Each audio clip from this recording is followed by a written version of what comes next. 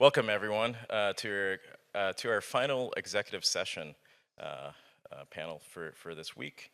It is Navigating the Nuclear Narrative, Communicating Stability, Security, and Growth, and Keeping Nuclear Out of the Political Fray. My name is Andrew Smith. I'm the Director of Communications for the American Nuclear Society. And we have a really great lineup here. We're going to have introductions by each speaker, followed by moderated Q&A discussion among the panelists, and then we'll open up for audience Q&A. So we'll just jump right into it with our first speaker, Carol. Good afternoon, everyone, and thanks for inviting me to participate in this, what I think will be a very dynamic panel. I'm Carol Lane. I'm Vice President of Government Affairs for X-Energy. For those of you that may not know, X-Energy is a reactor design and fuel manufacturing company. We're headquartered in Rockville, Maryland, and our reactor of choice is a high-temperature gas-cooled pebble bed reactor. We are an Advanced Reactor Demonstration Program awardee. We're partnered with Dow Chemical. Our first plant will be deployed in Seadrift, Texas. It will supply both electricity as well as high-temperature steam to Dow's manufacturing facility down there in Seadrift. An interesting thing about it is because of being a Gen 4 reactor, our location will be about 1.5 to 2 miles away from Dow's manufacturing site, which is obviously not something that the current fleet of reactors are able to enjoy. And this was a very attractive feature for Dow in making the selection on our technology. Also, as part of the ARDP program, we're building our commercial TRISO fuel manufacturing facility in Oak Ridge, Tennessee. I started at X-Energy. I am a policy person as opposed to an engineer, and I started with X-Energy back in 2015. And so in the 2015-2016 timeframe, I started going to the Hill, talking about advanced reactors and Gen 4 reactors and trying to get the interest in that, which was really at the beginning of their interest in advanced reactors. But interestingly enough, by 2017, there was a bill introduced. It was called NECA, the Nuclear Energy Innovation and Capabilities Act. It did get passed by in the 2018 timeframe. And while it really was probably a little more R&D focused and didn't focus on deployment, it was a recognition of bipartisan support for advanced nuclear energy. And I kind of thought, having spent a lot of time working with the Congress, that once they did that, they check a box and say, okay, we did what we needed to do for advanced reactors.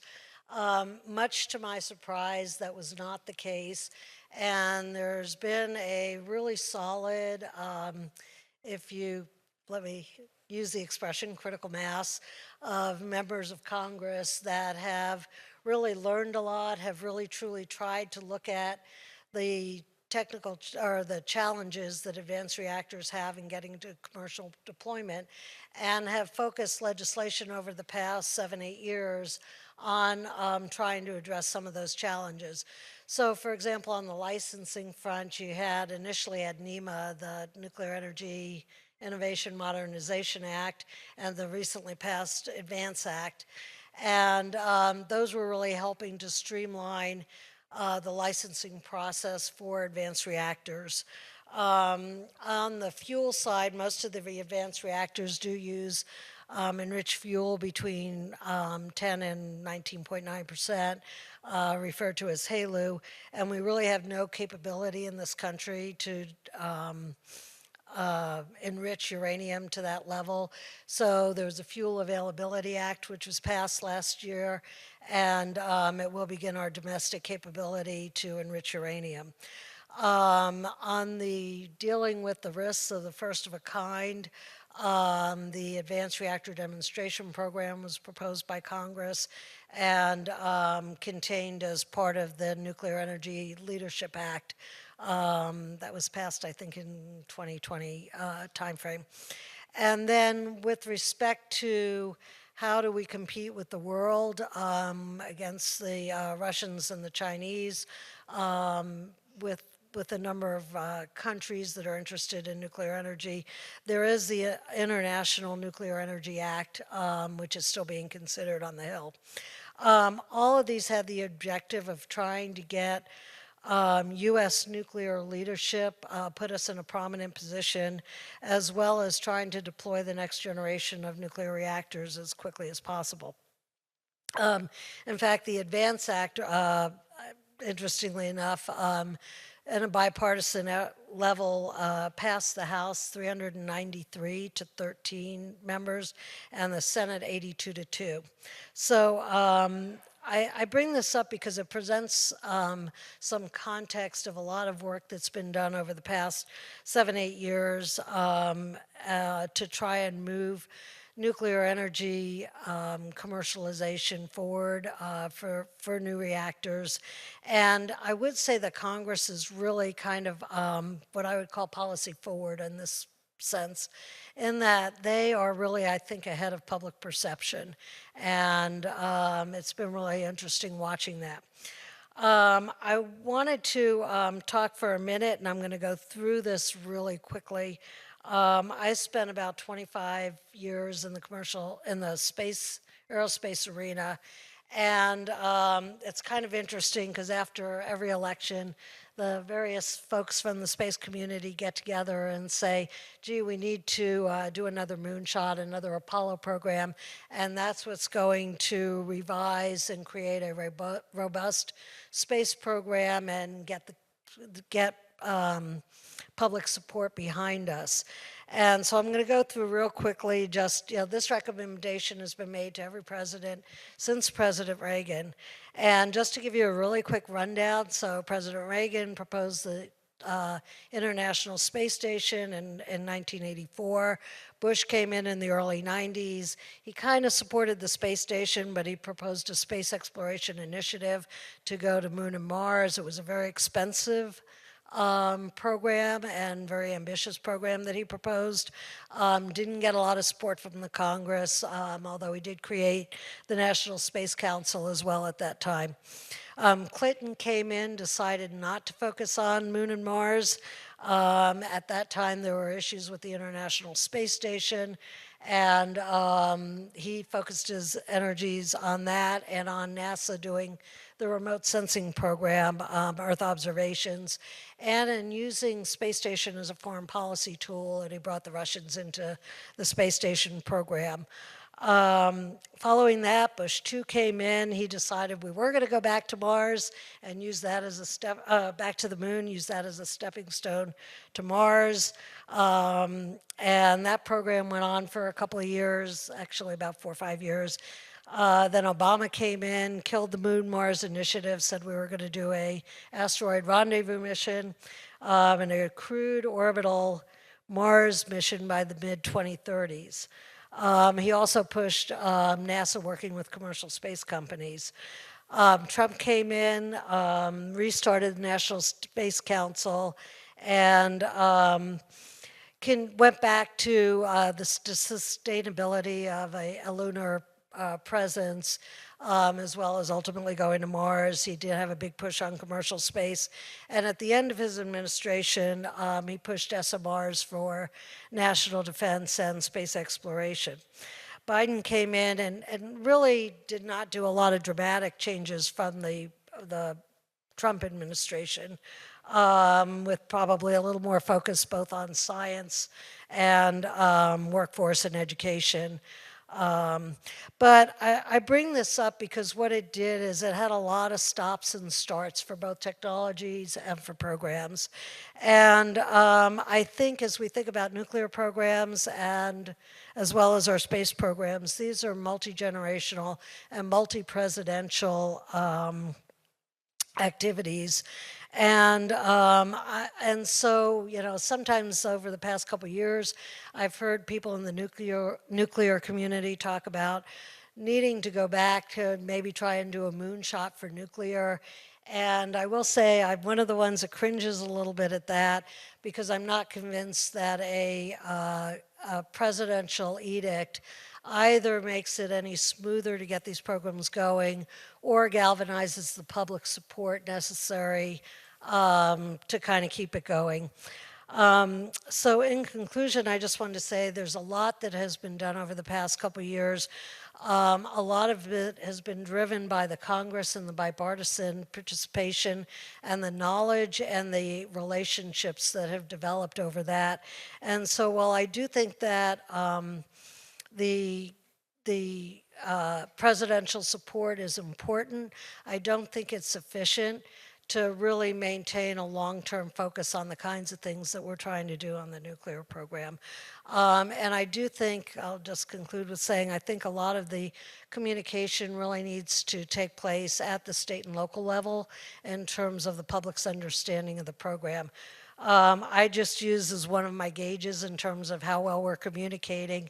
This is non-scientific, so for those scientists in the audience, but kind of use the barometer of sitting next to somebody on an airplane or in a bar and seeing what they know about nuclear. And I think we've got a long way to go in actually working on that communication. Thank you. Thank you. I'm Rita Baranwal. I am the Senior Vice President for Westinghouse's AP 300 small modular reactor. Have had a few other roles as well, and I'll touch on those as I guess we go into some of the Q&A. I was the Chief Nuclear Officer at EPRI, Electric Power Research Institute, and prior to that was the Assistant Secretary for Nuclear Energy in the U.S. Department of Energy. My first role out of grad school was actually using my materials engineering degree to develop new nuclear fuel for our Navy's aircraft carriers and submarines. And that was just around the time of the start of the launching of a few different internet servers. And I tease my kids and I tell them, you know, when the interweb was born. But it was tough to do searches on employers the way that you are trained to do your homework before you go for a job interview. And so I had this interview with this place called Bettis Atomic Power Laboratory, and I could not find a single thing about them. And so I showed up and got through the gate, and I said to HR, I said, I'm gonna apologize up front. I have no idea what you guys do. And so if we're done, you know, at 9:30 with this interview, it's okay. And she said, no, that's how we like it. You're not supposed to know what we do. And you know, went on through the day and fell in love with the things I saw, and in a very geek move said, you know, that microscope, that TEM, I want to work on that. How do I get to work on that? So my point is that even without that communication mechanism, somehow I landed in this industry. And several years ago, I was taught that storytelling is much more effective in that airport conversation or that soccer field conversation. You guys might be shocked to know that not everybody loves PRA. Some people just don't care about it, right? So I was taught to tell my story, and it was a long time into my career when I actually learned how to tell my story. So I'm going to tell you a little bit about it, and then I'm going to hand off the mic before my time runs out. So back when I was at Bettis, and I know there's some folks that used to work at Capitol in the audience, but when I was at Bettis, I drew what I thought was the short straw to drive a van full of interns to the Newport News shipyard. It was a truly economical move. We're shoving like 10 kids into a van and having the least senior engineer drive them down. And I thought, oh my gosh, who did I piss off to do this? Turned out to be the best thing that ever happened during my time at Bettis. So I got to go to Newport News and witness the Ronald Reagan aircraft carrier being constructed. And I got to stand inside the cavity where the reactor was going to go. And I looked up several stories and I realized, oh my gosh, those weren't the words I used, but oh my gosh. That little fuel that I'm working on back in Pittsburgh in Wing 4 Left is gonna power this ship and defend my country. That this is where I wanna be. I still get goosebumps every time I tell that story. All right, so So you fast forward a little bit, and we started actually a project with NASA to develop a nuclear reactor to go to Jupiter and explore its icy moons, Project Prometheus. Unfortunately, the program was canceled actually just about a year into it. We had started getting irradiation data. It was great stuff, and the plug was pulled. I saw some of the writing on the wall for my personal area and materials, and I started to look for another job. Got a job at Westinghouse.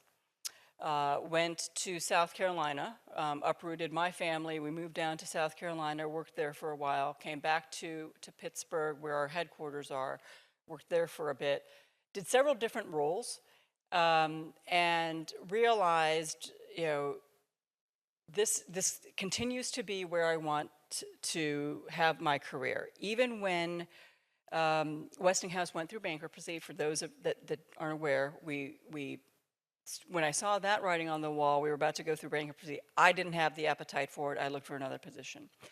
Ended up at Idaho National Lab to help launch the inaugural initiative called GAIN, Gateway for Accelerated Innovation in Nuclear.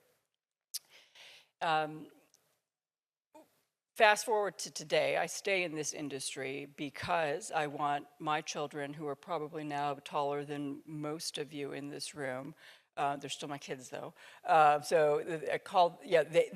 want them to inherit an environment that is better than the one that I grew up in, and the one that I went back to when I visited my parents' home country, which is India.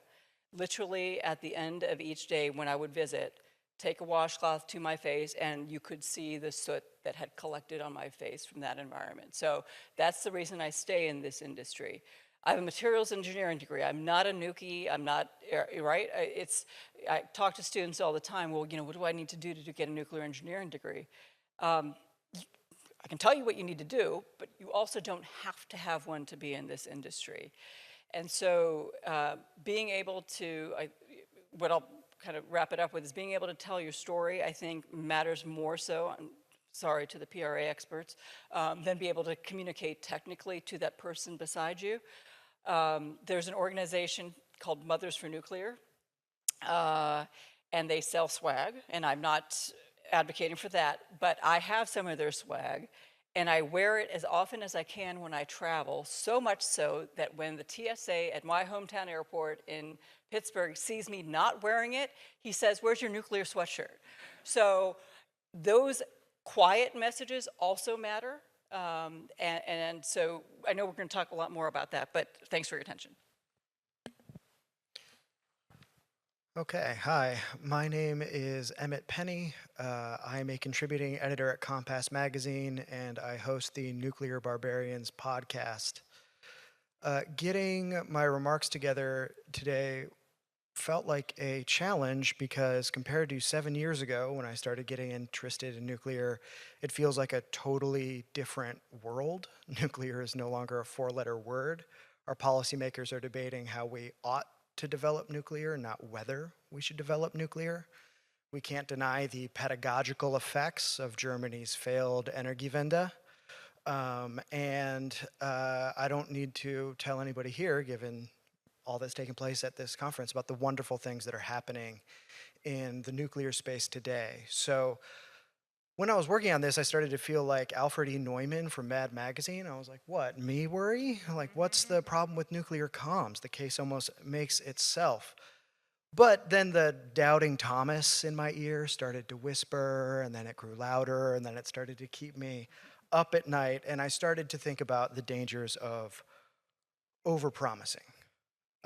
And now that we are at the hard part, the need to be cautious, because if we look back at the history of nuclear, Admiral Strauss's comment that we will live in an atomic utopia where power is too cheap to meter, that was then circulated by the scientific community, the engineering community, and then the AEC started to taste really bitter by the time the 70s rolled around. And overpromising, I would argue, helped injure the public trust in nuclear. And in a grim twist of irony, it seems that the very anti-nuclear positions that demanded the world run on wind and solar alone are now experiencing a similar letdown. So these facts should really inspire prudence the cardinal virtue second only to courage. So my task here today isn't to be a downer, to put a lemon in the milk or anything like that. It's rather to share what I hope to be a more durable vision of why we build nuclear at all and why it's vital for our national prosperity. Over the years, I've become uncomfortable with how we argue for nuclear, not because I disagree on any of the merits of how we do so, but because I disagree on the framing. Because the current framing trends toward overpromising, and because it leaves so much of what is excellent about nuclear on the cutting room floor. There are two ways I have and see other people advocate for nuclear, and again, these are not factually wrong. This is an attack on anybody. I still use these arguments many times when it's appropriate, but the first one is the technical argument for nuclear. All of us here know that it provides firm baseload power, over 90% capacity factor, small land footprint, really well managed waste and all of these things, great power density as compared to its competitors. And I have found, much to my chagrin, that many people simply do not care about this talking point when I bring it up. Or if they do, they don't respond as zealously as I want them to. But beyond anecdote, the experiences I've had talking about it meet the national trend. So apart from advocates like me, the American electorate remains very moderate around energy issues. They want all of the above solutions to energy. So nuclear may be superior, but that doesn't seem to confer superior treatment or esteem. Most people do not want to become part-time energy experts or even hobbyists. They want low bills, they want to run their washer at night, and to watch Netflix with their families. The second and related argument is the climate case for nuclear. This one, I believe, is surprisingly less successful than the former one. And that's because while it's true that nuclear will play and has to play a vital role in solving climate change, climate change does not rate high on most people's list of concerns. According to recent polling from Roger Pilkey Jr. and Rui Teixeira over at the Liberal Patriot, Americans do not buy that climate change is an apocalyptic threat. They do not care about reaching net zero, and they rank climate change toward the absolute bottom of issues that concern them. Having worked dead-end jobs all over the country for most of my life, I did not need that polling to tell me that that is the case. But it's good to have the numbers behind me. So a few years ago, I asked myself a really simple question, which was, could I make a case for nuclear where I de-emphasized what seemed to be its two greatest talking points? And I did that for two reasons. One was that I wanted to talk to people who did not have high energy literacy, and then I also wanted to talk to people who do not really worry about climate change all that much, because that is most people. And I just wanted to reach more people. But there were philosophical reasons too. At a certain point, I realized that telling someone they ought to do something because the world will end if they don't does not inspire action. It demobilizes them and mires them in mistrust and anxiety. Frightening people with end-of-the-world talk also manages to trivialize the apocalypse, trivialization being their chief means of psychological defense against the unthinkable. When the grim rhetoric of survivalism invades everyday life, observed the writer Christopher Lasch, it simultaneously intensifies and relieves the fear of disaster. But more importantly, I realized that survival is not why we should build nuclear power plants. After all, the great American thinker William James once wrote that the entire modern deification of survival per se, survival returning to itself, survival naked and abstract with the denial of any substantive excellence in what survives, except the capacity for more survival still, is surely the strangest intellectual stopping place ever proposed by one man to another. Survival is not a sufficient reason to do anything meaningful, except perhaps in cases of self-defense. We do not minister to the sick out of a dumb, species-wide impulse toward survival, and we don't have children for that reason either. We do such things because they are meaningful, because they demand sacrifice and pitch us towards the greatest version of ourselves. In other words, we do these things in pursuit of the good, in pursuit of excellence, so that we are changed by our own efforts. It has ever been thus. The very opening of Aristotle's treatise on politics asserts that every political community aims at the most authoritative good. This, of course, brings us to the most essential and yet most controversial question of defining what the good is, but I don't want to get too bogged down in the philosophizing here, except to say that I wanted to talk about nuclear in a way that gestured to a capacious sense of the good, where any American could see in it our nation's happy destiny. And so I contemplated grand societal achievements like the Notre Dame. I considered the generation of artisans and architects and builders who were involved in that, and its long time scale, which seemed like an antidote to the ever-present, disaster-laden presentism that ruins our everyday lives. And so it dawned on me that nuclear power plants are in their own way just like cathedrals. For most of Christendom, communities were built around their churches and cathedrals. Likewise, nuclear power plants become the economic hub around which their communities are built, bringing wealth and enriching civil society. And then there's nuclear's potentially immortal lifespan. A nuclear plant properly maintained can survive for at least a century and likely much longer. That means that someone who helps build a nuclear plant can rest assured that successive generations of their progeny can work there, providing cheap, clean electricity to their region. And so when I speak about nuclear power these days, I refer to our power plants as industrial cathedrals. It incorporates a broader span of issues that Americans care deeply about: good, dignified work, cheap power, and a reliable, trustful society that can deliver these goods. This vision of nuclear also attempts to overcome the cynicism and pessimism that pollute our everyday lives by offering a hard-fought hope for the future. I don't ask that my way of thinking become dominant or that anyone should appropriate this perspective when it does not, or perhaps cannot, meet the audience. What I do ask is that we consider seriously that in communicating about nuclear, we do not overcommit to arguments that are irrelevant to most people, nor that, having overcommitted, we overpromise on nuclear's ability to quickly solve the fashionable problems of today. To do so would be to injure the public trust, because what we want to do is hard and we will stumble along the way. Rather, I believe we should meet people where they are at and offer them a truthful look at the wonders we have already built so that we may build more. If people can see themselves in nuclear, if they can understand it as part of a shared prosperity and a shared destiny, then it will be more durable in the face of setbacks. And I ask people consider my perspective because I have seen it succeed time and time again as I have traveled around the country talking about energy issues. I have succeeded in making this case for perhaps one simple reason. The greatest thing about nuclear in my mind is its longevity. To build a nuclear power plant is to tell ourselves that we believe in our own excellence and we believe in our own future. We have received these industrial cathedrals, and now we must steward and grow our fleet of such cathedrals so that we may hand them down to posterity, so that our republic, so conceived, shall not perish from this earth. Thank you. I'm supposed to follow that now. I feel like Maya Angelou just told me about nuclear power in the most masculine possible way. Holy cow. I'm just Jack Spencer from the Heritage Foundation. I can really fit two words together, much less like this guy. But I'm going to give it the old college try anyhow.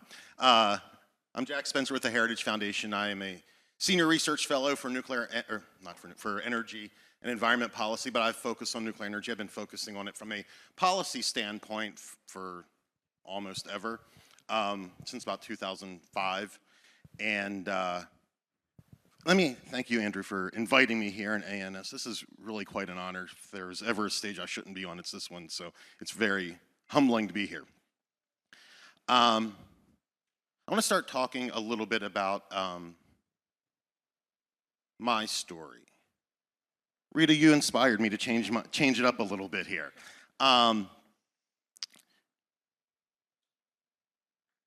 Part of my introduction to myself, which I didn't add, I have something new. I'm an author too. I just will, as of tomorrow, have published a book. I'm not selling it. I'm just informing about it. So calm down. You can find out more about it on Amazon.com. It's called Nuclear Revolution. In addition to that, I'm a podcaster. I host a weekly podcast called The Power Hour with my colleague over here, Andrew, who's my very good and able sidekick. We cover all sorts of energy and environment issues. I think that we do a decent job of communicating in a way that a broad swath of people, from policymakers to interested folks, can understand.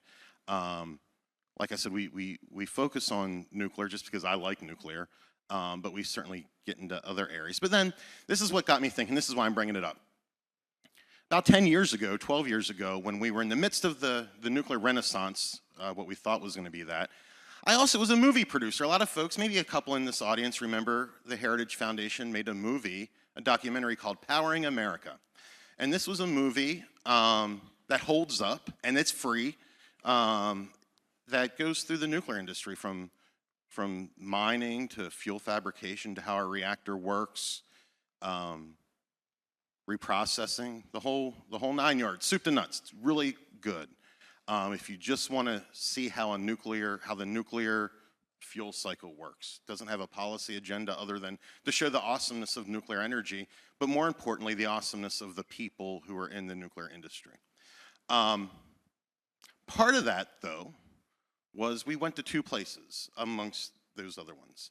We went to Watts Bar. Watts Bar was just in the process of being restarted, and we got footage looking down into the pressure vessel. For a guy like me, that was a big deal. I've never looked down into a pressure vessel before, and we got to show that so people can see what that looks like. And we also went to Vogtle 3. They were just starting construction then, but they had started construction then. And we were all so excited about both of those things because that was the beginning of the nuclear renaissance. It had come, and it was on its way. And then it wasn't. It fizzled. It was nothing. Not nothing, but not what we thought. And a lot of people blame different things. The emergence of fracking is a big one. But the one they don't blame, and the one I do blame, is subsidies and government intervention. Government attempts to help the industry, I don't think ultimately did. You had natural, organic interest in nuclear power leading up to the Energy Policy Act of 2005. That investment had started. I remember being in meetings like this one, where people were excited about nuclear, and they needed a kickstart, they said. We just need a kickstart to get over the hump. And they got that kickstart through a handful of production tax credits and insurance against regulatory delays and everything. They were, loan guarantees, my personal favorite. I could not say more sarcastically. And that was supposed to kickstart everything. And what happened, it seemed as if it was working because it got all sorts of investment coming. We all remember the stories. You can look up now at the 2006, 7, 8, 9 time frame, where people were building these new modular construction factories in Louisiana and Virginia, and companies were bringing back heavy manufacturing, and all this stuff. Real investments were being made. And it looked organic and real, but it wasn't. It was following the subsidies. The subsidies distorted the economic calculations that gave a mirage of economic viability that wasn't there. The reason I argue the subsidies didn't work, ultimately set us back, is not only because of the economic distortions that occurred, not only because of the overinvestment that occurred, but it wasted a huge opportunity. It wasted the opportunity to recognize the underlying issues that make nuclear energy too expensive to begin with. If we had taken that opportunity and said, no, we don't need subsidies, let's get regulation right, let's fix nuclear waste, let's do these sorts of things, let's reject the idea that a nuclear power plant needs to cost $10 billion because we used to build them for $1.5 billion. Let's reject the idea that it has to take 15 years to build a nuclear power plant because we used to build them in 4 and 5 years. And let's reject this idea that we don't have the industrial base to build them anymore. Did Admiral Rickover have the industrial base to build the Nautilus? No one had ever built one before. He did it in 4 years. Now, if you look, and you can, not selling, but you might want to in my book.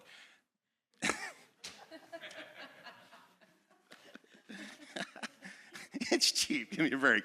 I was giving them away here. If you look, no, in all seriousness, if you look at what it cost and how long it took to build our first 30 nuclear power plants, you had costs stabilizing and start to go down. It wasn't until the early 70s when great ideas like the NEPA. God, I hate NEPA so bad that it left my brain what it means. Yes, the big gargantuan font of all evil as far as I'm concerned. That's not that bad. It wasn't that bad then, the 3 pages that it is, how it's become the gargantuan it is. Anyway, it was that sort of thing. And then you had the introduction of linear no threshold finally become official policy of the regulator. That this thing that the anti-nuclear movement identified years earlier and knew that if they could get that fully infiltrated into the regulatory structure, that would then set nuclear off in the wrong direction. That's precisely what happened. It started to increase costs substantially. By the time you get to 3 Mile Island, you had already doubled, tripled, working on quadrupled the cost of nuclear energy. Then 3 Mile Island happened, and that just proved, even though everyone in this room knows that it was not a big deal and that the machines worked fine, it was the people who didn't work fine. But even if no one was working fine, no public health or human, no one was not just not hurt, but not even threatened to be hurt. And then it just went out of control. Why can't we do that again? It's insane to me that we spend so much, and we're doing it right now. That's the point. That's the point. We're doing it again right now. We have another opportunity. And we're all talking about, and I'm not saying anything negative about anyone in industry. If I was investing my money, I wouldn't put a dime into it unless the government was giving me some too. This is not about them. But rather than focusing on how to expand loan guarantees or the next subsidy or whatever it is, why don't we fix the problem? That's how we build something that is new and uniquely American. People talk about how do we beat the Chinese and the Russians. We don't do it by out-socializing them. They'll always be better socialists than us. We can't spend enough money. The American public won't stand for it if every reactor costs $15 billion. What's our competitive advantage? Our competitive advantage is free enterprise and innovation and driving technology forward. We're the ones who should be able to figure out how to build a reactor for an affordable price, to introduce new technology into the marketplace. The way we keep the government, how to keep nuclear out of the political fray, it's not by, I'm sorry to say, by getting everyone to agree to pay more subsidies. That puts you in the crosshair of the political fray. It might seem good at some point, but I guarantee you down the road sometime it's going to be real bad because politics is fleeting. The only way you get out from under the political fray is to get out from under the heavy fist of politics. Be free from government. That's the only way it'll succeed. Now, I'm not saying this because I don't, look, I would be happy. Well, I wouldn't be happy to write checks to the nuclear industry if I thought it would work. But I wouldn't be irritated by it. Like if I thought subsidizing an industry into commercial success would work, yeah, hell, do it. But it doesn't. It never does. You can talk to me about certain instances where it worked. GPS, the space thing. But those are different. Those were not commercial enterprises. Those were things that government needed to do to meet a government mission that got spun off into commercial enterprises. And I don't care if other energy sources do get subsidies. We should get rid of all the subsidies. Get rid of all the subsidies. That's how we win. That's how nuclear energy wins. That's how the vision makes sense and is invigorating. Now I've already took up my time, and I didn't even get to what I wanted to say, so I'll just close with this. Not only do we have, huh? I wasn't even going to say the book, but thank you, sir. Are y'all familiar with the Christmas show, Santa Claus is Coming to Town? It's one of the old ones from the 60s where, it's like the stop action one. There's a great scene in there where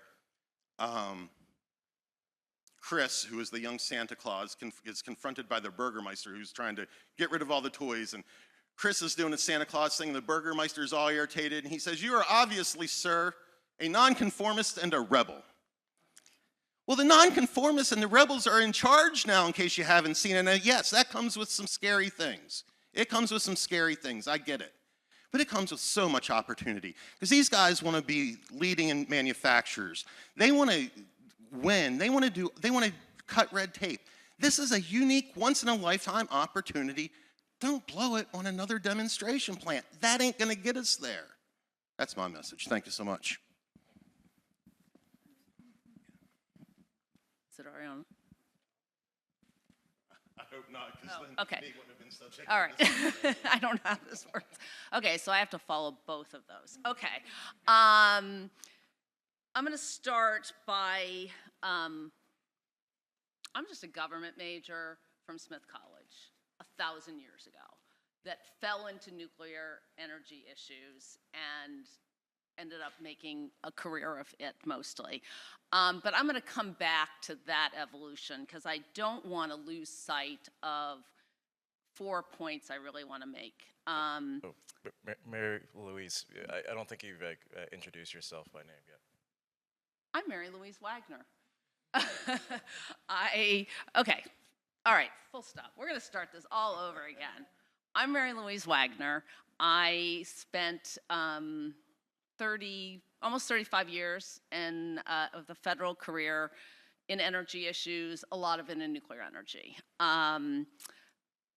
I would say from that, the biggest skill that I developed, and I mention it because I'm going to come back to it, is how to bring people together on controversial topics that have a political twist to them. I didn't set out to do that, but my major issues over time have been nuclear energy and nuclear waste and auto policy and fuel efficiency standards.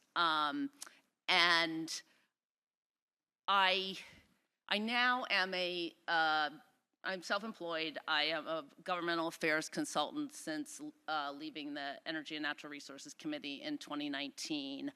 But if I were to sum up my career as a college major, I'm a public policy major with a communications minor, meaning that I know how to write, I know how to talk, I have a lot of opinions on things. And I've been around this nuclear energy block for a while, but I want to come back to that piece of the development. I'm a skeptic of the nuclear renaissance. I have been. I talk about it when given the opportunity. I teach a class at Georgetown, and so our poor students are hearing my nuclear renaissance, is it real spiel, molding the youth as we speak. But I guess my real point in that is that we have a lot to do in order for this not to be one of the renaissances that we've already been through. I have a shirt that was made by ANEC, the precursor to NEI, in 1990 that for Earth Day that says clean energy, nuclear energy for a clean environment. So the Renaissance and the words around it have been around for a long time. But let me talk about my 4 points and then I'll go back a little bit if I still have any time.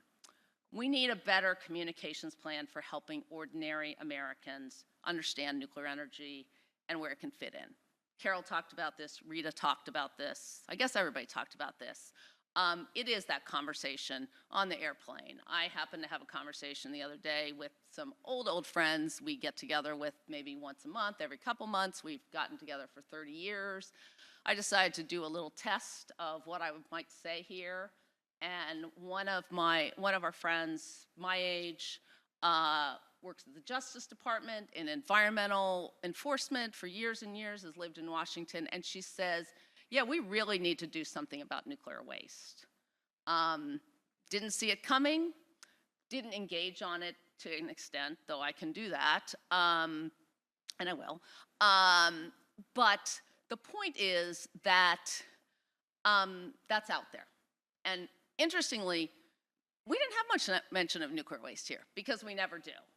But we will, because that's my second point. We need a plan for nuclear waste. It doesn't have to be it doesn't have to be perfect. It doesn't have to be a volume and volume and volume plan. I always pull out my little prop. We need a piece of paper. We need a piece of paper that says, this is what we're going to do. This is what we know about it. This is what we've learned. And we're going to learn more as it goes along, but we have to talk about it. One of my frustrations and why I am skeptical of the Renaissance is because we're not talking about that piece of it. The developers and the manufacturers are better than they were 5 or 6 years ago, or I guess maybe not even that long ago, because the websites didn't even talk about waste. It was like it didn't exist. We don't have any. We're good. We're going to burn it up. Now there's more talk about it. People realize they have to address it, but we're still not doing anything about it. And in fact, if we actually pursue all of these different technologies, we're going to have lots of different waste streams. And so, is that better? I don't know whether it's better, but my point is that we have to deal with it. I can see I'm only going to be able to get to my points. Anyway, the third point is we need a war room. And for those who haven't been through legislative battle, a war room is you're at the switch. You've got the data, you're providing it to people, and we need that war room to protect the investments and the tax credits and the progress that has been made over the years from people like Jack Spencer.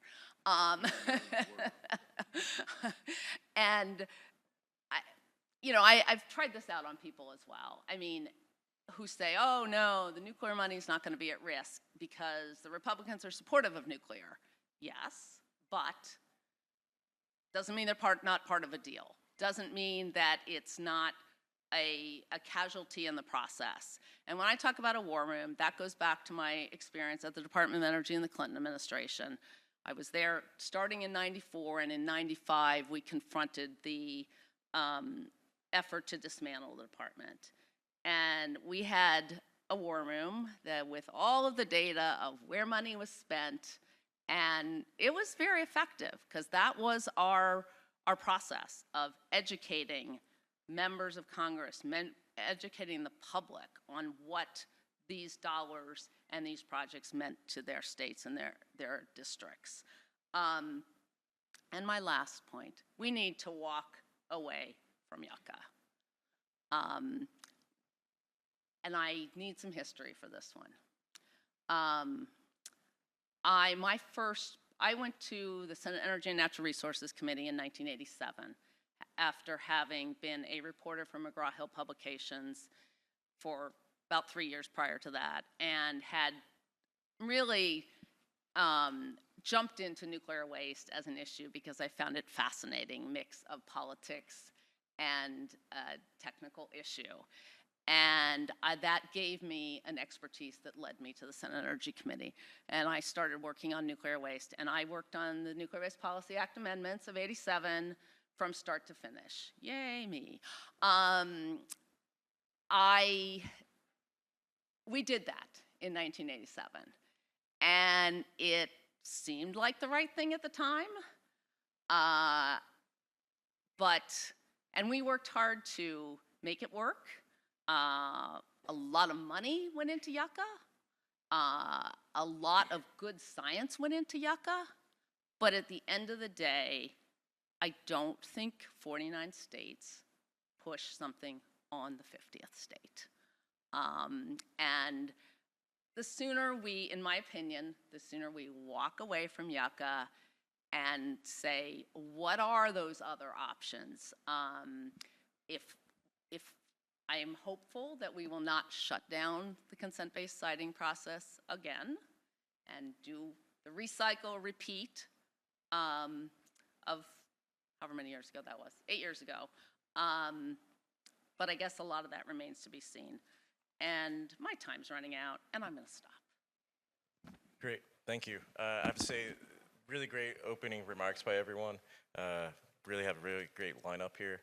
I'm just going to pose a question, and feel free, anyone, jump in. We have 2 mics here, so we'll just pass it along. But at the moment, what do you all think is the some of the greatest, most pressing challenges in nuclear communications. Considering we have a change in administration, should there be a change in priority when it comes to communications, a change in our messaging? Anyone jump in first? I'll say something. If no one else is going to talk, I surely will. I think we started to get to that a little bit with the climate change thing. I think that it's okay, we don't want to pretend like nuclear energy is not CO2 free. It is, and that should be characterized as a benefit. But what this administration, I think, is going to be more interested in is the manufacturing that comes along with it, the economic growth that comes along with it, the ability to beat Russia and China, the opportunity to beat Russia and China if we do it right that comes along with it. I think those are the things we begin to emphasize. And to your first question, I agree that the nuclear waste thing, now I disagree with how you do it, but that it's an issue that we just are like ignoring right now, which is really weird, has to be addressed because we don't get to where we all want to be without solving the waste issue.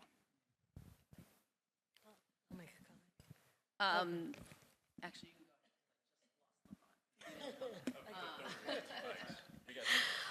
I just wanted to, and I agree with what you've just said in terms of the other benefits or the infrastructure that will come with building out these plants. But I think another thing has really happened going back to, I said, working this issue back in the 2015 to 2020 phase. I think we were really going through what I would call a technology push environment, in that the advanced reactor community was, really nascent. We're trying to get out there and show what its applicability was to work the energy solution space. And, the issue that we were having was that we'd go talk to the utilities and the demand for electricity was flat. In some areas, I remember talking to the state of West Virginia at that time, they were going into a negative phase of energy, of electricity need. And so that was sort of the first 5 years from 15 to 20 timeframe. What's really changed, I think, in the last 18 months is we've gone from we've gone to a huge potential electricity demand growth as the discussions changed around data centers and AI, as AI becomes a strategic capability in this country, and the amount of power that it needs is really quite startling, whether it's on the commercial side or the national defense side. And so I think it's a little bit more of a market pull than a technology push. And so I think that does change a little bit of how you talk about it and what role nuclear plays in that. Yeah, if I could just go back. The thing that I wanted to respond to is I don't think you can, I don't disagree with a lot of what has been said in terms of pushing forward and so forth, and certainly about data centers and where that fits in. I just really don't think you can walk away from the climate change argument. I get what you're saying, and I particularly am intrigued by what Emmet had to say, but I think that is a piece of the glue that keeps the younger generation interested in nuclear. And I don't think that piece of things can be understated, the importance of that. The other thing I guess I wanted to say is that, in terms of your question, is that I think the communications part of it is critical. I don't know how that is played. I'm not a communications plan person, but I think it has to be out in the conversation more, so that people think about power or in some fashion more than just whether or not they can turn it on with a light switch. But specifically with respect to nuclear, I think the first step, if we really are going to have a renaissance, is the part where you go after the low-hanging fruit of existing reactors, restarts, upgrades, license renewals, and use that as the springboard into new technology. So, yeah, I hope it was clear from my remarks that I was not suggesting like completely walking away from climate as a point, but I can tell you something I've noticed being in the nuclear advocacy space. The main competition for nuclear was the environmental movement, because the environmental movement has been historically anti-nuclear. All of the major organizations still are, and my friend here at Heritage, his group has substantially less money and covers every aspect of government almost than any one of the major organizations by an order of magnitude. And they only cover one issue, the environment and climate. And so nuclear advocacy made a really, I think, savvy play, and it was to disproportionately index on climate messaging because they needed to capture that ground from that movement, and they basically needed to divide that movement from the inside. That has happened. You know, I talk to people at the major organizations. You know, I love to have across the aisle conversations, and there is a stark generational divide within the major environmental movement, and it is creating internal problems from them. Obviously, they don't talk about it, but I can tell you it has made Slack a nightmare sometimes for some of these organizations, especially if they get involved in perpetuating a statewide nuclear ban or something like that. Now, I brought that up to say that it is true that there is a substantial portion of young people that care about climate. I deal on the right side of the aisle. I can tell you that you only get so much leverage out of that. And so why I have tried to figure out a way to incorporate all of these things is because there has to be a way to reach the what appears to be enormous number of young people that don't necessarily put a high index on solving climate change or getting to net zero. I think the recent election just indicated that for a lot of us, perhaps to a lot of our surprise, certainly to my surprise, honestly. And the last thing I want to say is I'm really glad Jack brought this up. When I'm in DC about 4 times a year to talk to congressional staffers, right? I do an hour-long talk, I explain the history of the grid, and then I end with how nuclear fits into that. And the case that I make to them is that if you want to look at history in raw material terms, the fight for economic superiority is the fight for thermodynamic supremacy. Nuclear is the apex of that. If we want to compete, we have to get it right. And everyone I've talked to, liberal or Democrat, recognizes that message. So I think that one is going to be increasingly powerful over the next few years, perhaps longer.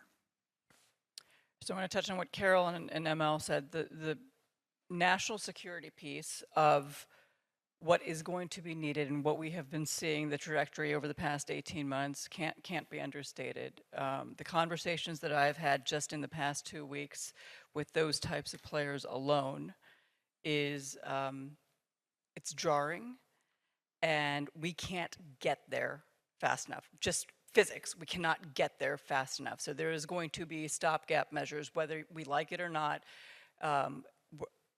If you want riots, you know, all of our phones stop working because we don't have the power to charge them or the data servers to operate them. That's when it hits home. Quickly want to go back to my story about, you know, just telling my story. When my son was 6, he didn't understand what I did. I was working at the Columbia Fuel Fabrication Facility where we fabricate the fuel that powers 10% of the country.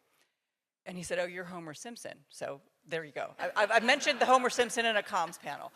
And I said, no. I said, sit down. And I said, can you imagine, and we lived in South Carolina, 52% of our electricity came from nuclear power. 2-story house, pretty easy math. I said, can you imagine nothing on the first floor worked?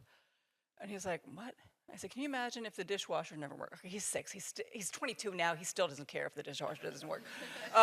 But he's 6. And so I thought, well, can you imagine if the fridge never worked, right? Your Go-Gurts wouldn't stay cold. Didn't care. The lights don't work. Still didn't care. I said, can you imagine if the TV never worked? Still doesn't care. I said, can you imagine if your video games never worked? And his eyes popped out of his head. I said, that's what I do. I make sure that when you plug in your video game system, it works. And he's like, oh, okay. And he walks off. From that moment on, I realized that's how, not that everyone's 6, but you need to talk to them so that it matters. So one of us brought up, that the air conditioning needs to work, that the appliances need to work.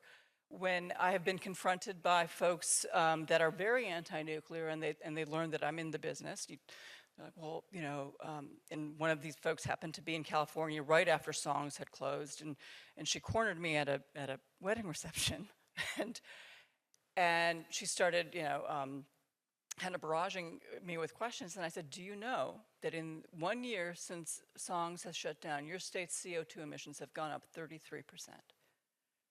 And she said, no, you're lying. I said, you can look it up, it's a fact. That's the impact of taking a nuclear power plant offline. So yes, we need to keep power plants online. We need to bring back plants that have shut down, so Palisades and TMI-1. But the FERC decision recently with Vistra and Talon, and Amazon, is very, very eye-opening, because we can sit up here and preach all we want, and you all can nod all you want, but the reality is if the poles and wires cannot support the demand, the developer is providing the power and the off-taker wants it, but the things in the middle aren't robust enough, we're going to have a major problem. So we need to look at everything as a whole, and take notice of the decisions that are being made and make sure that we work together to address them. All right, really great start of the conversation here. Just moving on to the next question here. What is the best approach for nuclear communicators to help facilitate the deployment of new reactors? And how does that differ from like business to business, with public, with policymakers? And how can we also simultaneously not overpromise and mitigate those expectations that have been set by some policymakers and advocates? I know it's a complicated question. So for those of you that saw my opening remarks on Monday, forgive me for a second, but so at Westinghouse, we're doing a lot of business in Canada. And in terms of government relations and stakeholder engagement and developing trust, we do a lot of engagement with the indigenous communities, the First Nations. And I've been over there a couple times in the past few months, and we've met with the chiefs of the First Nations. And while I'm not responsible for our microreactor product line, they see us as all as the same, right? I'm representing Westinghouse. I have to be able to talk about everything. So one of the chiefs came up to me and he's like, I need to talk to you about Eventually. And I said, okay. He said, can you stop selling us on the number of jobs it's going to create? And I said, oh, I didn't realize that was part of our sales tactic. And he was very blunt, and he said, we know that it's not going to create jobs, but what it will do is bring in economic development, because now you've got this reliable power source. And so you need to change your marketing and pivot from talking about jobs, which, by the way, the bigger reactors will create jobs, and you need to start talking about it and what it's going to do for our community. So I took that back to our teams, and I shared that with them. But it was so eye-opening that we've been going there for so long, and we thought we were hammering home on the right items that would resonate with them. And he's like, you're telling us the wrong thing, and it's kind of pissing us off, so please listen. So that's one piece, and the other piece that I did actually talk about on Monday was, you can tell, comparing me to the others, I'm not a professional communicator, but it is, I think, imperative that each of us takes the opportunity to relay why we are in this field in the best way possible, whatever your story looks like, and try and engage people and bring them into why we do what we do, so that girl that I met because she was sitting in a reception, because she came to this reception with her father. And I said, hang on a second, can you stop playing Roblox? I want to tell you something. And I showed her the Westinghouse display that was interactive, and she starts going through it. And her eyes start to light up when she figures out everything that is powered in her house with electricity, kind of like my son did when he was 6. And I said, what do you want to be when you grow up? And she said, a makeup artist. I said, okay. What items in that job are going to use electricity? And we go through it, right? Things that I have never even heard of, right? Like it's a hair straightener and some other appliances, but like hair dryer, I know that one, and then curling iron. And her eyes start to light up when she realizes that, oh, there's a connection between what I think I want to do when I grow up and what this strange woman is telling me about. Next day, I happened to have a meeting with her father. I didn't know they were related. And he came up to me after the meeting. He was a chief of one of the First Nations, and he said, thank you very much for, we had a business meeting, but he said, thank you very much for talking to my daughter. I've been trying to get her into STEM. I just didn't know how. And so the tone in his voice was like, that's all she needed, was a little bit of attention from somebody who's in the field to say, this is something that you two could do. So I'd just like to say, maybe this is a bit of a contrarian take. I think it would be good for anybody who does nuclear communications to put some daylight between themselves and industry press releases. Memorandums of understanding and letters of intent don't mean anything. They don't mean anything. You know, a memorandum of understanding between me and Andrew couldn't have gotten me here today. You know, do you understand you were supposed to be on stage? Well, I understood, but I didn't get the plane tickets. So I think that that's really important. I think we could also try to be a little bit more rigorously honest and in some cases more resourcefully pessimistic about timelines. In the near term, the demand boom for AI will be handled by natural gas, mostly. Probably past 2030, I would guess. I think that is a very safe bet. I'll tell you why. The other day I was listening to the Q3 earnings call for GE Vernova. And one of the things that I learned is, and I think I'm remembering this correctly, so don't quote me explicitly on it. I don't think that they have to sell new turbines to any utility for the next decade to stay profitable because they're selling so many to demand centers. Just imagine the scale of that. You know, that moves way faster. Now, there might be pipeline capacity problems and things like that they might encounter, but I think advertising nuclear as the quick fix for literally anything we're doing right now is a huge mistake, and it will embitter people. They will feel betrayed when it does not work out, and it's not a good look. We can celebrate companies that are entering the field and putting up their private capital to take a big risk on a hard industrial project that they will likely fail at. There's dignity in that, I think, honestly, truly. That is what makes the free enterprise system go round, is being willing to take those risks. However, we do ourselves and nuclear a disservice when we just parrot whatever people are going to say.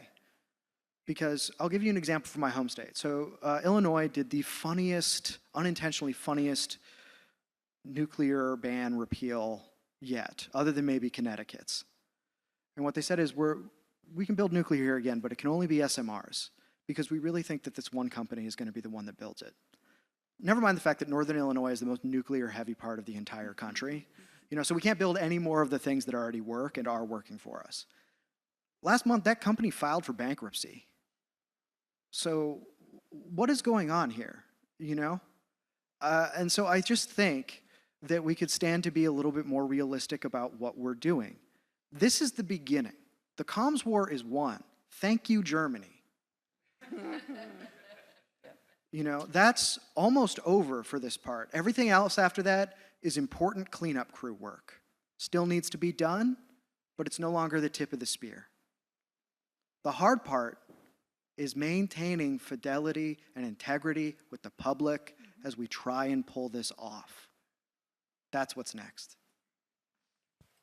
So just a couple comments. I do agree with you that at least as far as grid scale, we will not have new nuclear before 2030s. Yeah. So, Caveat on grid scale, I don't know about anything below that. I'll plead humility. But the other comment I wanted to make, which is a little bit different twist on it, because we've been spending a lot of time talking about electricity, is that with our Dow plant in Texas, we're having a different discussion about the use of industrial steam, which is not very much talked about with respect to nuclear. So we have had a couple of town halls down there. You know, Dow has a very active outreach program to their community. They're what they call near neighbors and near neighbors. And it's been very interesting having those discussions. I will say the first question still tends to be nuclear waste. So that does come up quite a bit. And groundwater, radiation into the groundwater was another question that was asked early on. But it was a really good open discussion, and I think particularly when you're talking about, you know, people, we're fine. It's hard enough communicating about electricity and how they can connect with electricity. It's another issue to talk about the steam going through the pipes to manufacture the chemicals that are going to go into your cell phones, your shampoos, your credit, the dashboards on cars, and all kinds of other products that we use every day. And so we're trying to make those connections also because we do have an opportunity. I think there's a lot of you had asked the question about climate change earlier. You know, a lot of companies are global companies. We're not the only ones that are imposing energy messaging and criteria and restrictions in terms of what countries do. And so, you know, a number of companies have set global climate goals and for their particular company and are trying to make it. And while we may do certain things in this country, I think their long-term objectives for some of these companies at least will stay the same. And so the ability to decarbonize the industrial sector we see as a big opportunity, particularly going into the 2030s and out to 2050.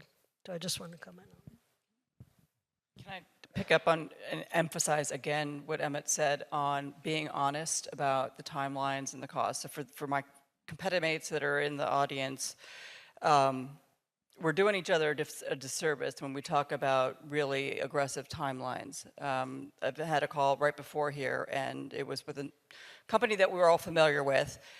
And they said, well, what's your deployment timeline for the SMR? And I said, connection to the grid, a decade from now. So that's based on proven technology and unlicensed technology. And he was like, oh, that's so far away. I don't know, I don't know if we want to continue talking to you. And I said, that's fine. So if you're hearing faster timelines and a cheaper price tag, you're either being lied to or the folks that you're talking with are ignorant because they just don't know. And so it is a disservice. I think there's a handful of us that know what we're doing and we're realistic about the timelines and the costs.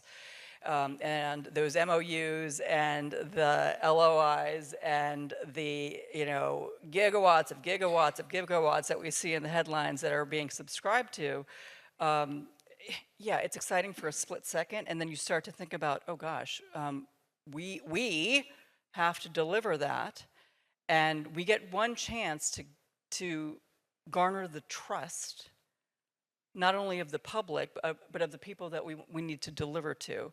And if we screw either one of those up, there we go. And I'm not talking about a catastrophe, right? Let's go back to what Rachel Slaybaugh said, a success anywhere is a success everywhere. But this panel and the fact that we're talking about communications, it really does boil down to trust and making sure that we not only gain it, but that we maintain it. I'll stop there. Well, on that topic of building trust, like we don't necessarily know what the future holds with administration when it comes to waste. Consent-based siting might be shelved again.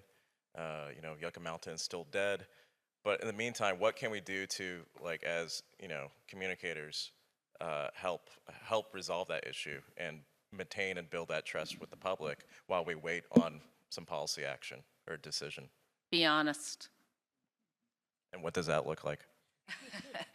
As we talk about what we're going to produce with new reactors, talk about what I think my frustration with it is that we're just not even talking about it. We're pretending that it's just really, and I'm not saying it's not okay to sit at reactors, because I actually am fine with it sitting at reactors, but we've reached this point where the utilities don't have an interest in it because they're being paid for their storage. So they're not paying a fee anymore, so they're not advocates. I don't know what those next steps are actually, but I think they start with letting the consent-based process that DOE is carrying out continue, letting them pull that together, and but being on, when I say being honest, it's on the advanced reactor side of things. I've said for a while, and I really don't know that I have a sense of that best next step. I didn't start out believing in consent-based siting. Believe me, back when I was young, and we had just passed the Nuclear Waste Policy Act amendments of '87, I said a lot of colorful things at different times about what we were doing, and I'm guessing you could still put my name in and Nevada Appeal, I think it is, the Carson City paper, and find an editorial about me and what I had said. But so my evolution has come over time of realizing it just doesn't work that way. But just to go back to the consent-based siting process, it really is our next best hope. The thing that I don't know where the next step comes from is that there's all this work being done. There are reports that are going to be written and so forth. But where is that brilliant person who pulls that all together and says, okay, now we're going to do X? I don't know what that is. And I don't know who that person is. Here's the problem. That person doesn't exist, nor does a federal agency exist to do it. Without getting into a policy debate about it, I will say this. My knuckles are still dragging hard on being opposed to consent-based siting. But I'm also opposed to the Yucca Mountain program as it exists. I think the whole thing is fundamentally flawed. The federal government should have never been put in charge of nuclear waste management. The waste, if you look across the world, any place where there's a functioning nuclear waste management system, the one common thread, my preference would be private, but it doesn't have to be private, is that the waste producer is responsible for waste management. As soon as you break that apart, you create a dysfunctional system that, it's not that I'm against consensus-based siting per se, I'm against it because I think it leads nowhere under the current system because it's flawed. So to answer your question, what do we need to do? We need to be visionary about it. Nuclear waste management, it's not just one thing. It's not Yucca Mountain, it's not reprocessing, it's not interim storage.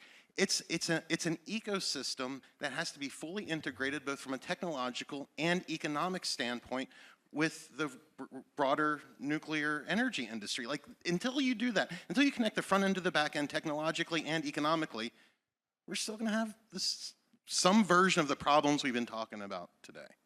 What are the steps to get out of that? Have a book, describes it. No, in all serious, well, that is serious.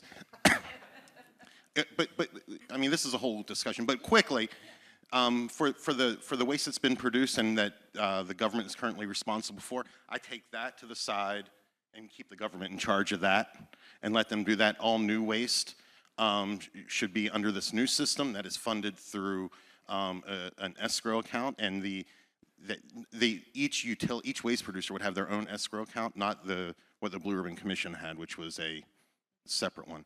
And then I would anticipate a market emerging to provide used fuel management services. And I think that that would happen. I don't know what it looks like, but it will happen, and it will be awesome. I was just going to comment that I think one of the huge challenges is we're not in a crisis situation. And so you've got a situation right now where the existing fleet has a temporary management approach. The advanced reactors aren't going to come online till the 2030s. We're going to store on site for 60 years. And so, you know, I've listened over the years to a lot of discussions in the Congress, for example, and there's nothing driving to having to make the decisions that you're talking about. And so I don't know how you get to the point of saying what the next step is and who's willing to step up and take the leadership, because I think that's what it's going to take. But there's a vacuum there right now. Yeah, I would. So you know, I don't disagree with that, except I do disagree with this point, and I may be proven wrong, but I don't think we're building new nuclear without answering that question. I really don't. Not in I would agree, not in a meaningful way. All right, moving on to the next question. In your perspectives, point of views, what are the next thought leadership kind of fights over nuclear policy and regulation that you would see in legislation or on op-eds that, you know, that policymakers would read and energy wonks? I was about to say, I hear this guy Jack has a book. I haven't read it yet, but I hear it's great. It's free down the hall. Yeah. No, I do think that's part of it. Look, I think the way that this will work out, my grand theory of politics is that no one ever gets happy once they get involved in politics. Nobody ever gets all of what they want. That's not how it works. So I think that what we're going to see is some sort of negotiation within primarily the Republican Party, because they are dominant in all three branches now, about what to do with the path that the previous administration set. And I think a few things will happen. I think there will be some Republicans, in fact, I know there are Republicans all over the country in government that are interested in executing on certain subsidies, whether that's all of them or whatever. That's going to be one of the communications fights that plays out, and one of the political fights that plays out. And then I think this is where Jack and his colleagues at Heritage are indispensable. I think we will finally start to have better and hopefully more successful comms and political scrap over permitting reform, deregulation, and things like that. I do think that it's going to be an interesting dance between what gets scrapped and kept from the previous administration, and then what successively gets rolled back across domains in energy world. And that's not just going to be nuclear. I would imagine that the ludicrous emissions rules that the EPA put in last year are going to get nixed as soon as possible. So things like that.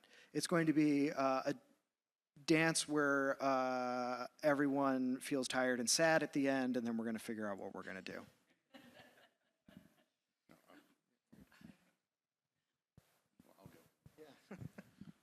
I was dead serious what I was saying earlier. I think we have a unique once-in-a-lifetime opportunity here because we have a bunch of people that are willing to do things that other people weren't willing to do before. So I think all of us in this room need to think big, like big. If you're satisfied with the system, you think it works, and you just need some more subsidies, then okay, that's fine. I don't think that gets us there. And what really do we need to do to build new reactors within 10 years? Like, technically speaking, there's no reason we shouldn't be able to. Now, I'm not saying there's a policy for them to do that, but I think big and throw it into the mix. And there's, like, this is a chance to enact real generational change that could impact the trajectory of nuclear energy for the next, for a long, long time that we might not get again. Okay, well, We've talked a lot about like the average American, the public, when it comes to reception and communications of like nuclear energy environment. Thinking on the larger world global scale when it comes to COP, New York Climate Week, Davos, those kind of forums. What should the communication strategy be for nuclear in presence at future COPs if the incoming Trump administration withdraws us again from the Paris Climate Agreement? And what does that look like, that communication strategy? Yeah, I'm not worried about that communication strategy, but I'm also not worried about the Paris Climate Agreements. I haven't been worried about any of the, even 1.5C was like a mixture of advertising and politicking with some scientism crammed into the back of it, which isn't to say that climate science isn't real, but there's a very big difference between what activists say about it, what policymakers feel like they can get out of it, especially if they're negotiating with other countries, and then what comes out in the wash. So I'm not worried about that. I also would say this. This is one of the things that I love about where nuclear is at right now. Even if we pull out, the pro-nuclear space has grown to the extent where it can stand on its own two legs and make its own cases at COP for itself and what nuclear can do and be for the climate. As she said, that argument's not going anywhere, and I don't think it should really go anywhere. So I know the people personally who will be there as individuals advocating for its prominence, regardless of what the administration decides to do. And I think that's actually a way healthier place for nuclear to be in, because what it tells me is that people with different perspectives all agree that it needs to get built. And I think that is a far more durable place to work from.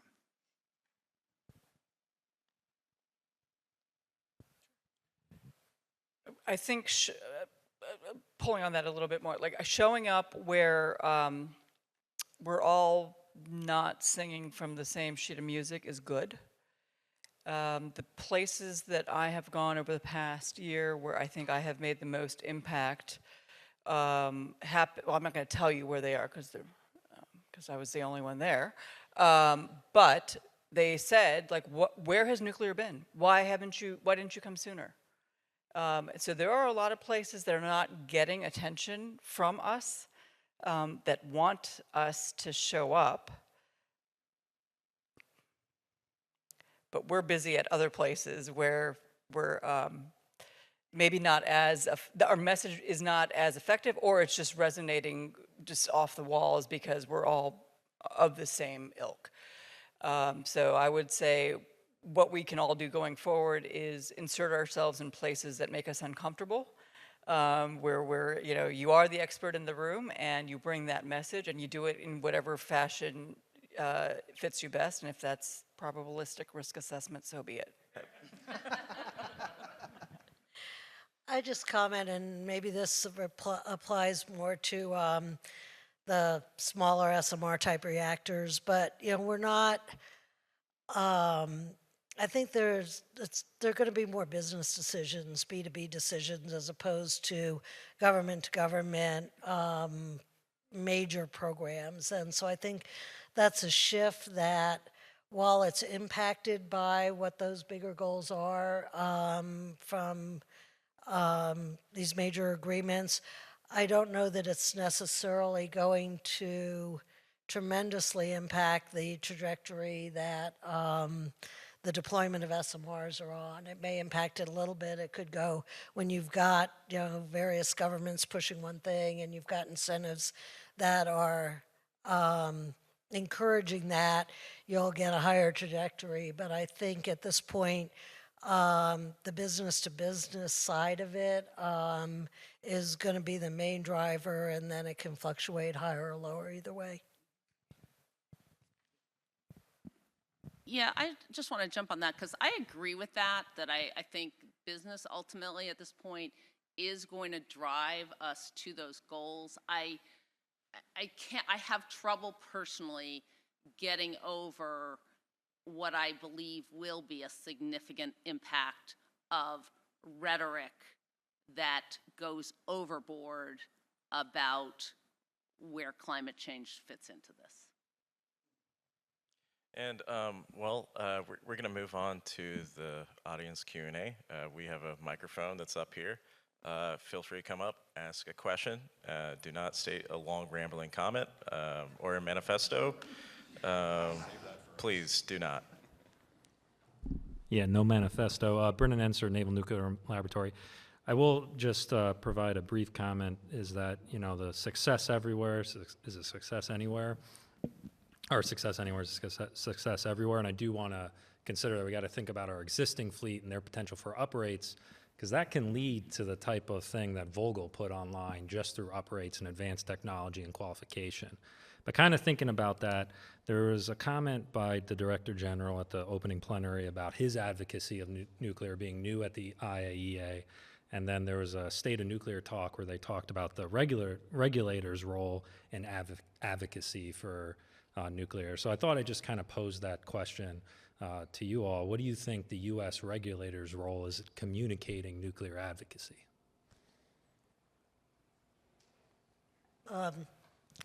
So I'll just start by making another space analogy. If you look at the role of the Office of Commercial Space Transportation within the Department of Transportation that license launch vehicles, they do have in their legislative mandate or formation of the program, the office, a function for promotion as well as their regulatory function.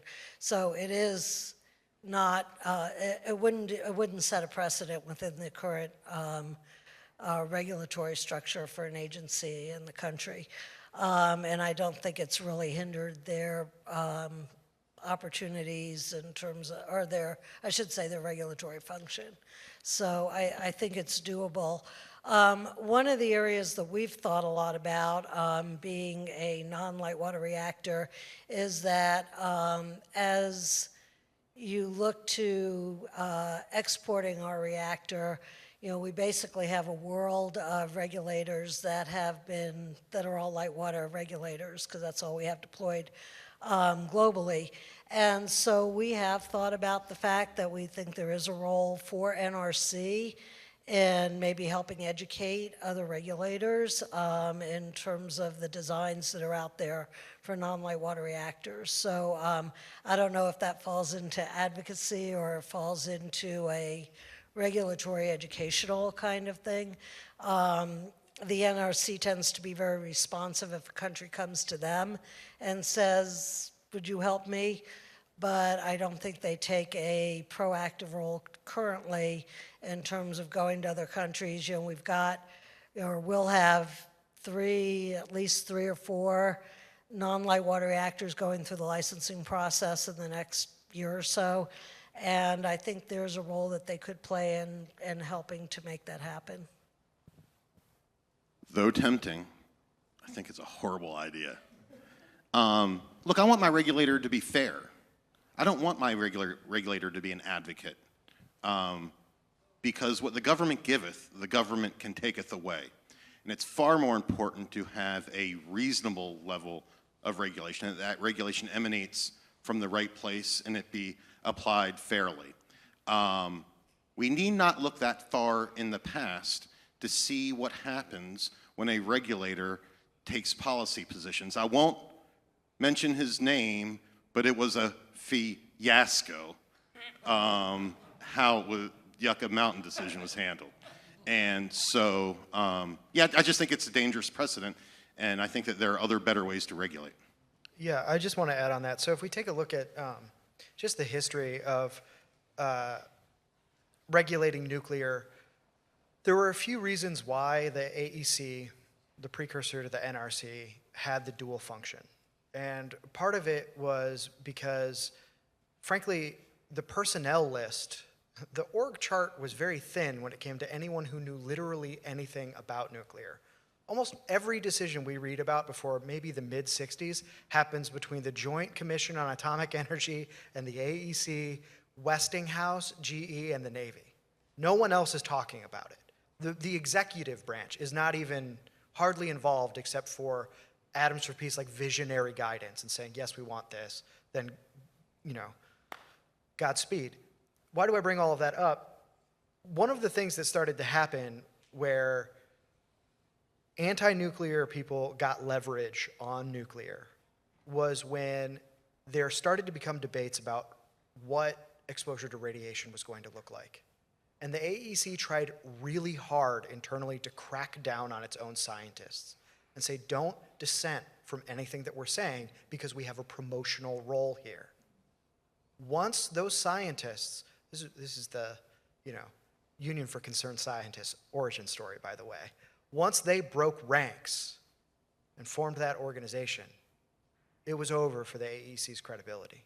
Suddenly, the attack surface, especially once we got into congressional restructuring in the 60s and 70s and the JCAE disappeared, the attack surface was huge, especially with the new environmental regulatory framework. Anyone could come in, and it put the AEC at a disadvantage because there was an atmosphere of mistrust around it because of its dual role. So it served a purpose that was desperate in the beginning because people simply just needed to be educated about nuclear to figure out if they wanted to participate in the industry at all. And then the other bladed side of that sword cut them to ribbons. So I don't think there's any room for that in regulation at all.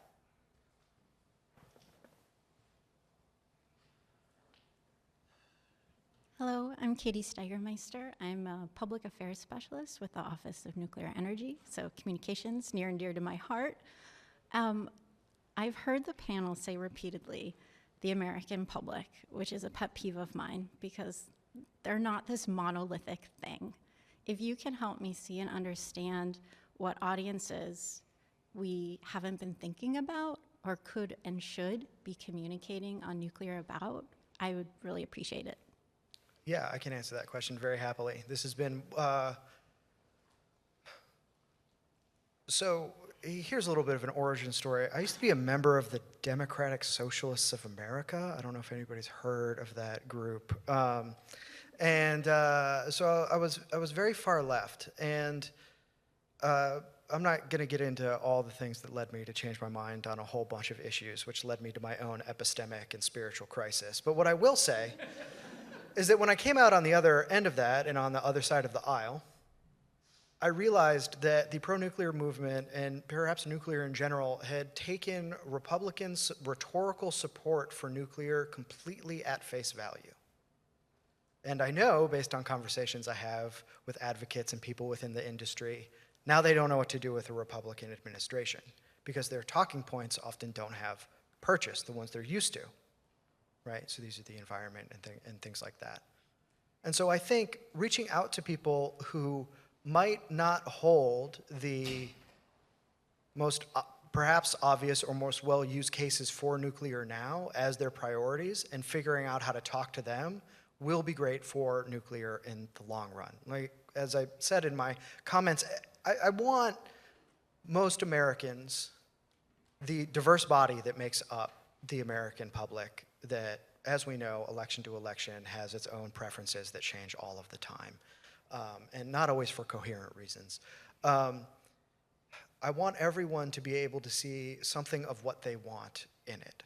So I think looking for inobvious arguments perhaps to the own advocate's perspective, but that might be resonant with an audience who they would never otherwise talk to is a good thought experiment for figuring out how to reach those people. So I would say people who aren't necessarily interested in climate, people who might not be interested in energy. I would also say that people who are national security hawks, people who are strictly interested in unionized labor and things like that. There are all sorts of ways to talk about nuclear where people with those interests can come into it. And I think I should say, I want to praise everybody who has gotten success with any audience in nuclear, because that has not been easy for a very, very long time. So anybody who's done work in that and succeeded, I personally owe you gratitude and cheer you on and wish you greater success in the future still. This conversation is only about improvement, not about what anybody has done wrong. Oh, let me speak to what I mean, when I say the American public. I've thought this for a while, but one of the things that I sort of comes out and I didn't end up saying earlier about my skepticism about nuclear renaissance was that I think those who are working in this field or even tangential in this field are living in a bubble. I don't think we know what the American public wants. I also don't think we have figured out the right way to go about finding that out. I agree with what Emmet said, but wholeheartedly, but I'll just bring my own personal experience to this at the risk of being political. I spent the last 3 months on the campaign as a volunteer and talked to a lot of people behind doors, and not about nuclear power and not about climate change. So underscoring that that's not high on their list. But I think that my big takeaway from that was really how out of touch we are with the American public in terms of what they think about every day, what they worry about every day, and the problems that they want to solve. And so it's figuring out how to, I don't know how to thread that needle. So, but that's what I mean when I say it. I absolutely want to make sure that you get the mic, Haj. If I can share my experience, so there's 4 things that I have found in that one of these 4 things typically resonate with many folks. It's the jobs that are created from being in the nuclear industry, whether it's directly at a plant, an indirect job, or an induced job. It's the economic development that is created by nuclear, so revenue for schools, roads, et cetera. It is the geeky innovation that comes with nuclear that resonates with some folks, and then with others, it's the clean energy aspect. And so that all 4 will not typically resonate with everybody, but usually one of those 4, there's a good percentage it will resonate with. And that information comes from a couple different grassroots organizations doing what ML has done. It's knocking on doors, talking to people. How does it resonate? I'll stop. Thank you, Rita. So we know what the previous administration would have done, sort of, for nuclear and the environment. So what I want to know is what's going to happen to the IRA, the IGA, and how nuclear is going to be different in this new government compared to the previous government. So is the new government positive for nuclear, negative, or neutral? That's what I want to know. Yeah, so I think we can expect some level of continuity. Chris Wright, who was just named, appointed, I have a feeling he will get confirmed, as the head of the DOE, is on the board of Oklo, for example. He's an energy maximalist, so he believes that energy is the engine of our economy, wants to see America succeed in building energy infrastructure. I don't have any special insight into what the administration has planned, but what I can say is that having Chris Wright in DOE and Doug Burgum in DOI, he's also pro-nuclear, is that what we're seeing is a position that takes American energy seriously as the bedrock of our economic success. So I think nuclear can hope for good things to come from this administration. But beyond that, I would be way out of my depth, and I don't think it would be responsible. That is indeed my elegant hope for the next 4 years, so I'll shut up now. I'll say a couple of things that I think might be the case, but I don't know is the case. I agree with everything that was just said. I think to the extent that there's the ability of folks within the Department of Energy to move money around, they will move it more towards things that they would determine produce more energy and will give us lasting infrastructure, rather than things they would determine produce less energy and provide less lasting infrastructure. So, so I think that while I don't believe, and I would certainly argue against, expanding energy subsidies is something that will be pursued with great rigor, there's some amount of energy subsidy that just by virtue of it already having been passed and appropriated and have its constituencies will be there, and I think that there will be some effort to redirect some of that and put it in ways that a Republican or conservative might consider more in line with what they see as interesting. I agree. I've mentioned this earlier, but I'll just mention it again. But none of that really matters. I don't think any of that changes the trajectory. What we have now is a real opportunity. I mean, we have Vivek and Elon going in to do whatever they're doing. I mean, there's a chance to enact real change, and that's where I think there's an opportunity, and I hope we take advantage of it and not focus just on the dollars that are available over the next couple of years, but rather the structural changes that we have an opportunity to make that last a lifetime.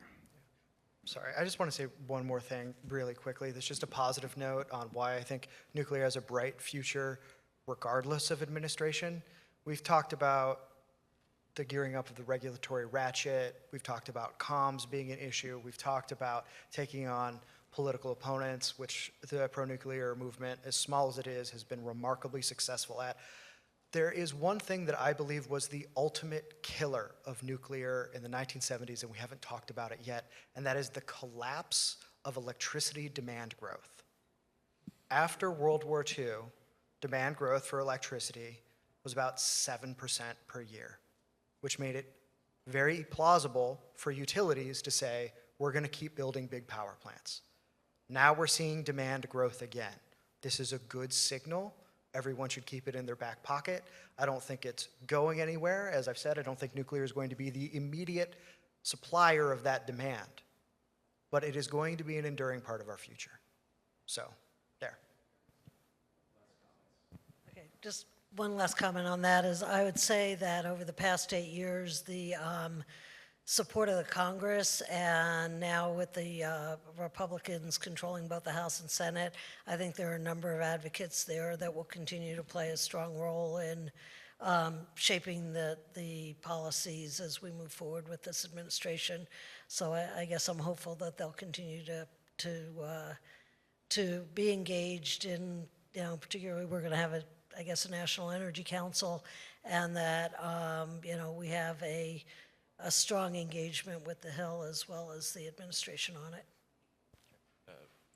Rita, do you? Rita. Good. I'm good. All right. Well, thank you so much for joining us for this panel today. It's been a great one. If you have any feedback on this, send it to media@ans.org, comments, complaints, or anything. But let's just give some applause for our panelists today. They did a really amazing job. Thank you so much.